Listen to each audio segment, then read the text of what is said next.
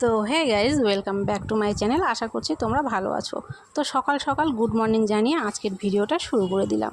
তো দেখতেই পাচ্ছ, এখানে প্রথমেই সকালে স্নান করে উঠে গেছি আর লেগে গেছি পুজো করতে। তো প্রথমে এখানে তুলসী গাছে জল দিয়ে দিলাম, দিয়ে পুজোটা সেরে নিলাম। তারপরে দেখো চাটা খাওয়া হয়ে গেছে, সেগুলো আর ভিডিও করিনি। এখানে এসে গেছি রান্না করতে। তো এখানে পাঁপড় ভেজেছিলাম, পাঁপড়গুলোকে না ক্যারি ব্যাগের মধ্যে ঢুকিয়ে রাখছি, না হলে খেতে খেতে দেরি হয়ে যায়, পাঁপড়গুলো তখন ড্যাম হয়ে যায়।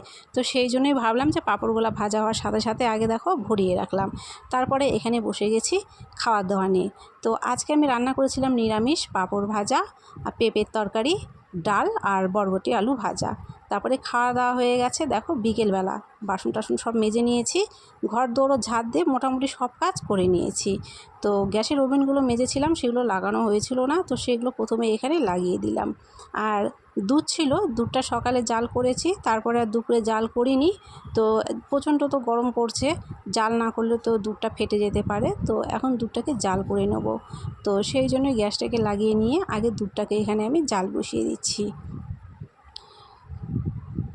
তারপরে আজকে করব একটু রুটি, কারণ দুধ থাকলে পারে বাড়ির বাচ্চা কাচ্চা দেখবে রুটি খেতে চায়, দুধ দিয়ে রুটি খেতে বেশ ভালোবাসে।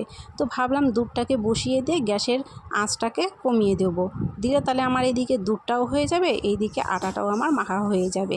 আমার না এরকম একসাথে দুটো তিনটো কাজ করতে বেশ ভালো লাগে, যে দুধ জাল দেবো দাঁড়িয়ে থেকে, তারপরে আটা মাখবো, কতটা টাইম নষ্ট হবে। সেই জন্য দুধটাকে অল্প আঁচে বসিয়ে দিয়ে এখানে আটাটা মাখতে বসে গেছি। তো আটাটাও দেখো এখানে একদম মাখা হয়ে গেছে। আটাটাকে এখন আমি ঢেকে রেখে দেবো।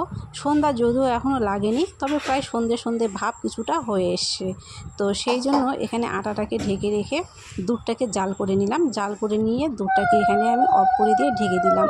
তারপরে দেখো এখানটায় হয়ে গেছে সন্ধে, আর আমি সন্ধেবেলা সন্ধে দিয়ে নিচ্ছি।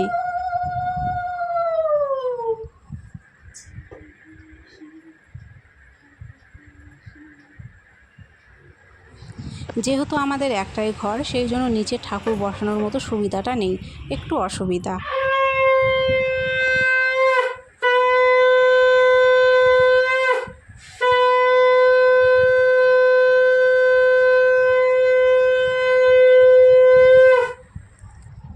তো যাই হোক, যেরকমভাবে আছি সেইভাবেই একটু ঠাকুরের পুজো করতেই হয়, না করলেও হয় না, যেহেতু হিন্দু ঘরের আমরা।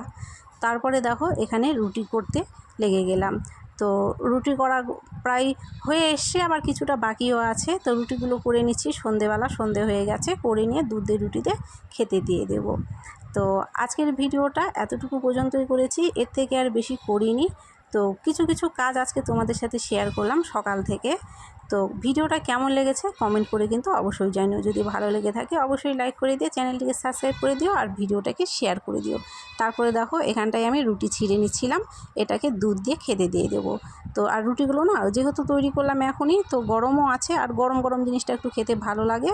তো সেই জন্য প্রথমে রুটিগুলো ছেড়ে তারপরে এখানে দুধ দিয়ে খেতে দিয়ে দেবো। তো তোমরা সকলে তোমাদের বাড়িতে ভালো থেকো, সুস্থ থেকো। তোমাদের সাথে দেখা হবে আবার নতুন একটা কোনো ভিডিওতে।